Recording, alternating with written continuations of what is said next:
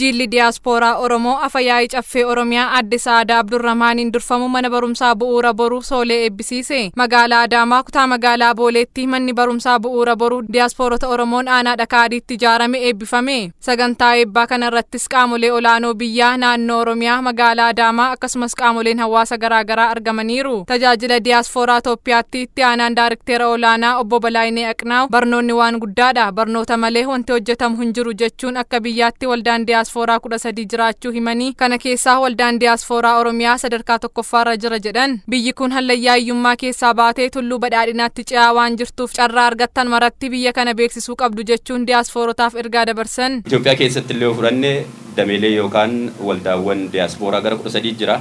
13 kana keessaa tokkoffaarra kan jiru waldaa Diyaaspooraa Oromiyaati. Waldaan Diyaaspooraa Oromiyaa immoo waan caasaawwan biroo irratti hojjechuu danda'an waan guddaa kana waan muuxannoon irraa qoodamu waan lafa kaa'eef galata qaba. Akkuma sila ibse biyyattiin akkuma beektan allayyaa hiyyummaa keessaa baatee tulluu badhaadhinaatti ce'aa jirtu waan ta'eef kana hundi keessan beektanii akeektanii nama beektan karaa beektan oduu Facebook irraa yookaan Itoophiyaa Facebook irraa dhiisnee Itoophiyaa diina shiitiin irratti odeeffamu otoo hin taane Itoophiyaan sadarkaa amma irra jirtu himuudhaan dubbachuudhaan carraa argattaniin akka ga'ee keessan baatan dhaamsa dabarsuun barbaada. Kantiibaan magaalaa Adaamaa obbo Haayiluu Jaldee yaadamni ida'amuu muummee ministeeraan gadi bu'ee Diyaaspooraa Oromoo biratti mul'ateera jechuun karaa hedduun biyya isaanii deeggaraa jiru jedhan. Diyaaspooraan biyya isaatiif hayyoonni akkuma jedhan dhimmoota hedduudhaan deeggara. Inni tokkoffaan diinagdee keessatti hirmaachuudhaan. Diinagdee keessatti tooftaa sadiin deeggara. Maallaqa gara biyya isaa erguudhaan dandeettii argannaa sharafa biyyachii guddisu. Inni lammaffaan ofii isaatti investimentii keessa galuudhaan. Inni sadaffaan yaadama entrepreneurship fiduudhaan ummata keessa galchuudhaan. Qabxii lammaffaan Diyaasporaan itti biyya isaa deeggaru hojii beekumsaa fi ogummaati. Biyya jirru hundatti ogummaa baay'ee jira. Ogummicha barbaannee gara biyya keenyaa fiduudhaan beekumsa gara biyya keenyaa fiduudhaan deeggarsa guddaa laachuu danda'a. Inni sadaffaan hojii advocacy fi dippiloomaasiiti. Diyaasporaan kanaan ga'ee guddaa bahee jira. Aadaa biyya isaa beeksisu, siyaasa keessatti hirmaannaa taasisuudhaan nageenyi biyyattii akka utubamu gochuudha. Dabalataanis invest gochuu yoo feetan balballi keenya banaadha jedhan obbo Haayiluu. Yeroo jijjiiramaa kana keessatti piroojeektoota 31 gurguddoo ta'an qarshii biliyoona 4.7 galmeessiseen hojii hojjechaa jiru. Baay'ina piroojeektii Adaamaa qabnuu fi guddina magaalaa keenyaaf baay'ina Oromoota biyya alaa jiraniin kana gabaasuun qaanidha. Hin madaalu.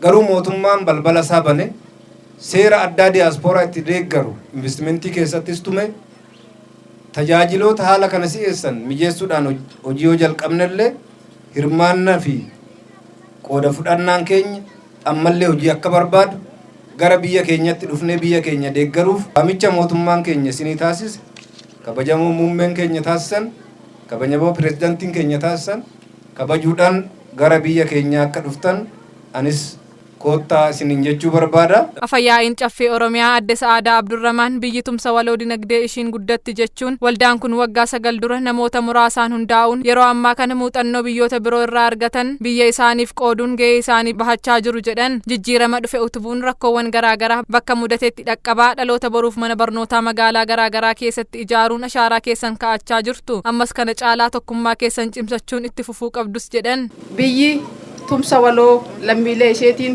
guddatti. Guddina biyyaa keessatti hirmaannaan uummata bal'aa iddoo olaanaa qaba.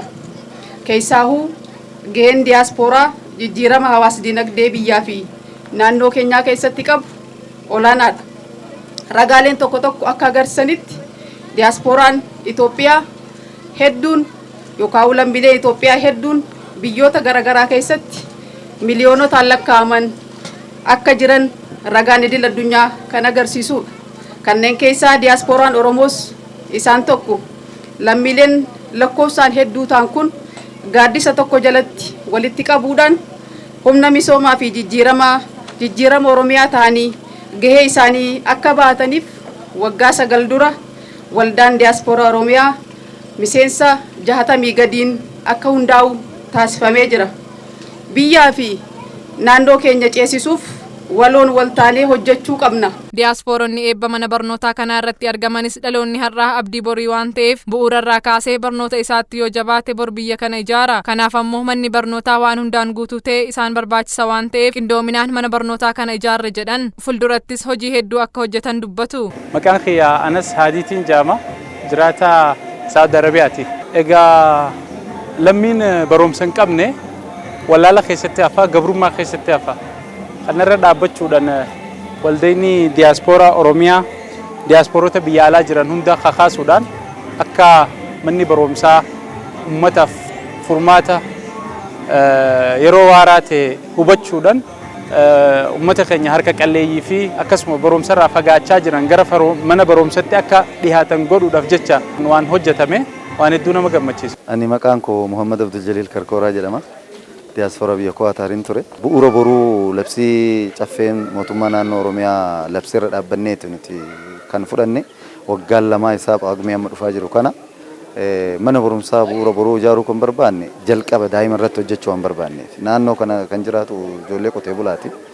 Ijoolleen qotee bulaa kun barumsa irratti carraan isaan argatan baay'ee gadi bu'aadha.